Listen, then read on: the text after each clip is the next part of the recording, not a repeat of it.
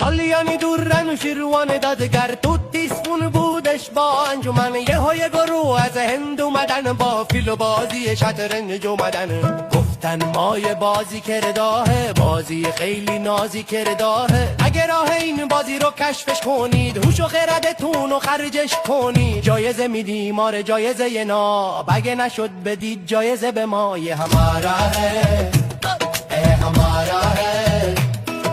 انوشیروان گفت وزیر جانم بزرگ مهر با خرد جانم کشفش کن بازی رو اگه میشه اگر نه جنبی اوزاخیت میشه بدو بدو بدو بدو بدو بدو بزرگ مهر بدو بزرگ مهر بدو بزرگ مهر نشسته یه شب تا صبح نخوابیده حل کردم معماشو اومده شو گفت یهو یافتم راه و رسم و چم و خم و دریافتم هندیا اومدن بزرگ مرومیز تک تک مهره های شطرنج و چیده هندیا گفتن چجوری آخه چجوری تونستش شلکر تا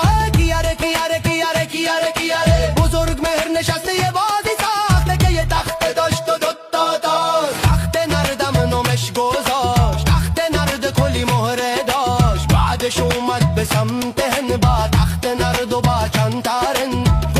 درود خدمت شما یه بازی ساختم اصلا خدا اگه دریابید رازش و تیز دیگه هیچ کلکلی بین ما نیست میدیم دیگه هر چی بگین از گنج و پول و گوهر و نگین بودن 7 روز پای بازی پیدا نکردن هیچ رازی